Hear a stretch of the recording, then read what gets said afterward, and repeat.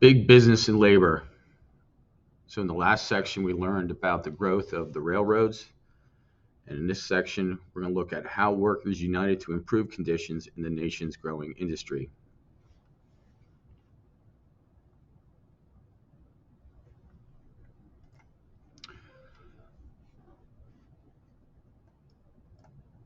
Carnegie's innovations, social Darwinism, and business.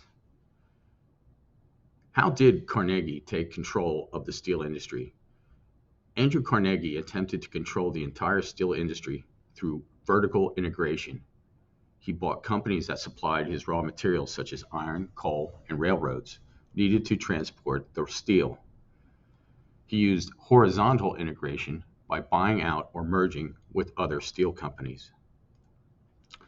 Carnegie's success helped popularize the theory of social Darwinism. This theory, based on the ideas of biologist Charles Darwin, said that natural selection enabled the best suited people to survive and succeed.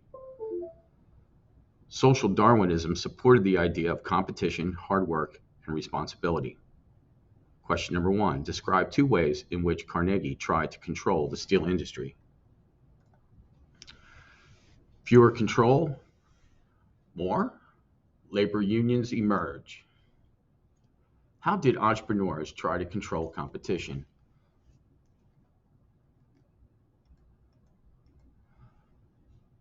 Most entrepreneurs tried to control competition. Their goal was to form a monopoly by buying out competitors or driving them out of business. John D. Rockefeller used the Standard Oil Trust to almost completely control the oil industry. Rockefeller's ruthless business practices earned him huge profits, but caused people to label him a robber baron. In 1890, the Sherman Antitrust Act made it illegal to form a trust, but many companies were able to avoid prosecution under the law. The business boom in the United States bypassed the South, which continued to suffer economic stagnation. Workers responded to business consolidation by forming labor unions. Many workers worked long hours under dangerous conditions for low wages. Women, children, and workers in sweatshops worked under especially harsh conditions. The National Labor Union, NLU, was an early labor union that persuaded Congress to legalize an 8-hour day for government workers in 1868. The NLU excluded African American workers who formed the Colored National Labor Union, the CNLU. The Knights of Labor also enjoyed success, but declined after the failure of a series of strikes. Question number two, why did entrepreneurs form trusts? Union movements diverged. Strikes turned violent. What were the two major types of unions? Two major types of unions made great gains. One was craft unions. Samuel Gompers formed the American Federation of Labor, AFL, in 1886. Gompers used strikes and collective bargaining, negotiations between labor and management to win higher wages and shorter work weeks. Eugene V. Debs believed in industrial unionism, a union of all workers, both skilled and unskilled, in a single industry. He formed the American Railway Union, ARU. Debs and other workers turned to socialism. In 1905, a union of radicals and socialists was formed called the Industrial Workers of the World, the IWW, or the Wobblies.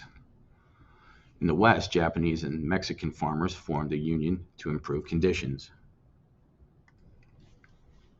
Unions used strikes to improve conditions.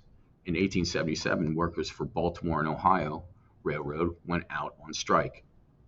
The strike was broken up when the railroad president persuaded President Rutherford B. Hayes to bring in federal troops to end the strike. Later strikes turned violent. The Haymarket Affair took place in 1886. A bomb exploded at a demonstration in Chicago's Haymarket Square in support of striking workers. Several people were killed. Labor leaders were charged with inciting a riot, and 4 were hanged, although no one knows who actually set off the bomb. In 1892, steelworkers and Pinkerton guards fought a battle at Homestead, Pennsylvania, near Pittsburgh, that left both dead on both sides.